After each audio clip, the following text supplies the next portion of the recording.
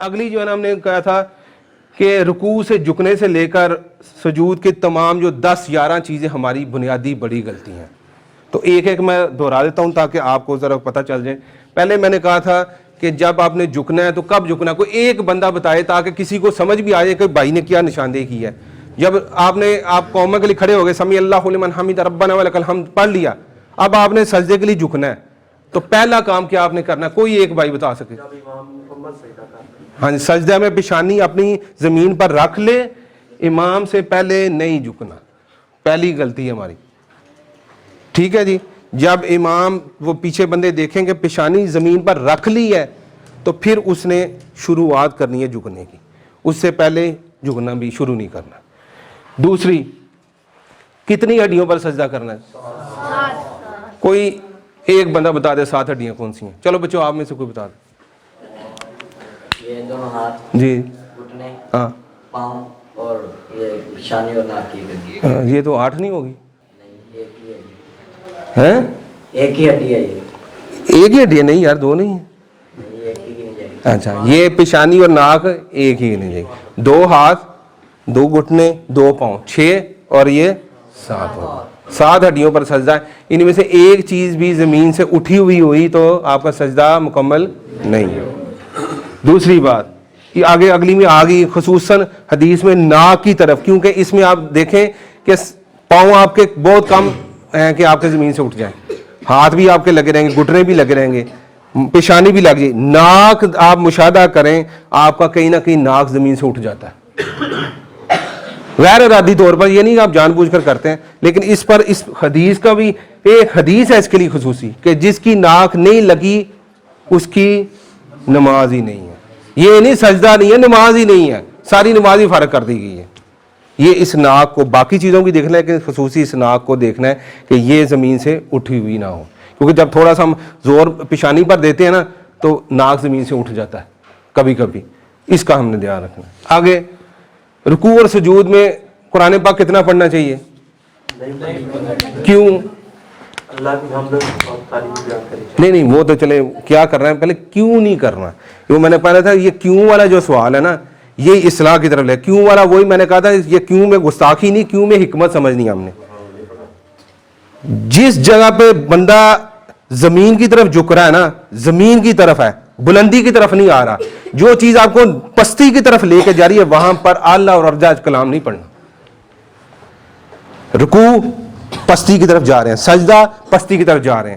یہ حکمت ہے کہ قرآن بہت اعلیٰ ہے, یہ قیام میں پڑھنا جب کھڑے ہوئے سیدھے. رکوع اور سجود پستی کی طرف آپ کو زمین کی طرف لے کر جاتے ہیں, اور جو چیز زمین کی طرف جب جا رہے ہو تو وہاں پر اعلیٰ اور افضل چیز نہیں پڑھی جاتی. اس حکمت کو سمجھ لیں. ٹھیک ہے, اور پڑھنا کیا جو بھائی نے آگے بتایا, چلے آپ ہی بتا دیں. اللہ کی بڑائی بیان کریں. ہاں, بڑائی بیان کر دیں. وہ کہ سبحان ربی العظیم, سبحان ربی الاعلیٰ, یہ عام معروف تسبیحات ہیں, باقی اور بھی ہیں تو اس میں عظمت اور وہ ہو رہا ہے. اور استغفار کریں, دعائیں مانگیں, کوئی بھی آپ وہ مانگ سکتے ہیں. اچھا, جب آپ نے سجدے میں جانا شروع کرنا ہے تو پہلے کون سا جسم کے حصے جو نا پہلے آپ کے جا کے زمین پر لگنے چاہیے؟ وہ پیچھے سے کوئی بندے جاگ جائیں. چلے بیٹا آپ سے پوچھتا ہوں. شاباش شاباش جی, ہاتھ لگانے پہلے, اس کے بعد ہاں جی. اچھا, تو گھٹنے اگر پہلے لگا دیں, ہاتھ بعد میں لگا لیں. پہلے ہاں لگانے, کہیں کہ اونٹ کی طرح نہیں بیٹھنا چاہیے, کہ مطلب کہ پہلے آپ کے زمین پر جاتے ہوئے ہاتھ جو ہے نا زمین پر لگنے چاہیے, تو پھر گھٹنے لگنے چاہیے. اس سے اگلی بات, جب آپ نے سجدہ کرنا ہے تو یہ جو یہ چیز ہے آپ کا پورا, یہ زمین پر کس حالت میں ہونا چاہیے؟ کوئی اور بھائی پیچھے سے بتا. ہاں جی, بکری کا بچہ گزر جائے. نہیں, یہ اس کی میں بات کر رہا ہوں, یہ بازو کی, یہ بازو کی کیا حالت ہونی چاہیے؟ ہاں جی, زمین سے اوپر ہونا چاہیے, نیچے نہیں کرنی چاہیے. اچھا, وہ یہ ہے کہ اس کو بچھانا نہیں ہے, بچھانا نہیں ہے. اور حدیث کا الفاظ ہے کتے کی طرح, لفظ کتے کا حدیث میں آیا ہے, قلب کا. ٹھیک ہے, اس کو زمین پر آپ نے بچھانا نہیں ہے, اٹھا کر رکھنا ہے, ایسے کر کے بالکل سا لگا کر نہیں رکھنا ہے. ٹھیک ہے جی. اس سے اگلی بات, کندھوں کو جو ہاتھ ہیں وہ کہاں پر رکھنے چاہیے سجدے میں جب جانا ہے؟ تو ہاتھ یہ جو دونوں ہیں ہمارے کس کے برابر ہونے چاہیے؟ ہاں جی دونوں حدیث ہے، کندھوں کے برابر بھی اور کانوں کے بھی برابر، دونوں آپ نے یہ چیزیں دیکھنی ہیں،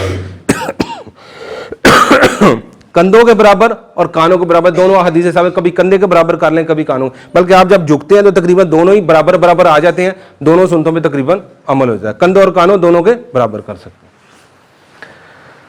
اور گردن کس جگہ رکھنی ہے جی؟ یہ سجدہ آپ نے کر لیا تو گردن درمیان میں، گردن سائڈ دائیں بائیں نہیں ہونی چاہیے، آپ نے وہ دیکھنا ہے کہ جو آپ نے پوزیشن بنائی ہے یہ اس جگہ آپ کی گردن ہوگی، گردن ادھر ادھر نہیں ہونی چاہیے۔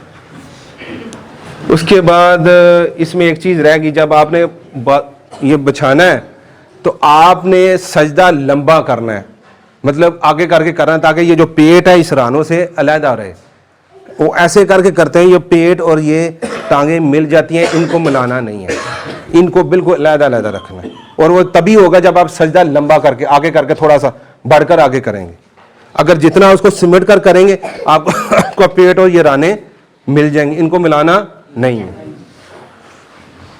اور جب آپ نے سجدہ کرنا ہے تو آپ کی پاؤں کی پچھلی پوزیشن کیا ہونی چاہیے؟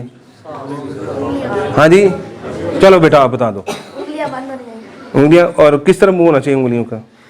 قبلے کی طرف۔ ہاں ایسے کر کے پیچھے سے پاؤں ملا لینے اس طرح کر کے، اور ایسے جب موڑیں گے تو یہ انگلیاں مڑ کر قبلہ رخ ہو جائیں گی اور آپ کا ایسے کر کے مل جائے گی، یہ کھلی ہوئی نہیں ہونی چاہیے۔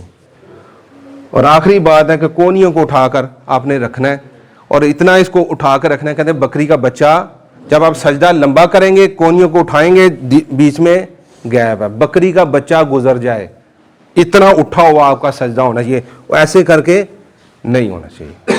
ٹھیک ہے جی، یہ دہرا دیے۔ پھر امام سے پہلے نہیں جھکنا، 7 ہڈیوں پر سجدہ کرنا ہے، ناک جسم پر زمین پر لگی ہونی چاہیے، رکوع اور سجود میں قرآن پاک نہیں پڑھنا، صرف دعا اللہ کی عظمت استغفار کرنا ہے، پہلے ہاتھ اور پھر گھٹنے لگانے ہیں، بازوں کو اٹھا کر رکھنا ہے، کتے کی طرح نہیں بچھانا، رانوں کو پیٹ سے جو نا علیحدہ رکھنا ہے، کندھوں اور کانوں کے درمیان ہاتھ رکھنے ہیں، دونوں ہتھیلیوں کے درمیان گردن کو رکھنا ہے، انگلیاں بند اور پاؤں کو ملا کر قبلہ رخ رکھنا ہے، کونیوں کو اٹھا کر رکھنا ہے، اور سجدے میں اتنا گیپ ہو کہ بکری کا بچہ گزر جائے۔ تقریباً یہ 11 چیزیں بنتی ہیں، یہ اتنی لمبی چیزیں اور اتنی ہماری کمی ہے صرف سجدے کی حالت میں جانے کے، یہ چیزیں ہیں جو ہماری بنیادی غلطیاں ہیں، اس کو ہم نے درست کرنا۔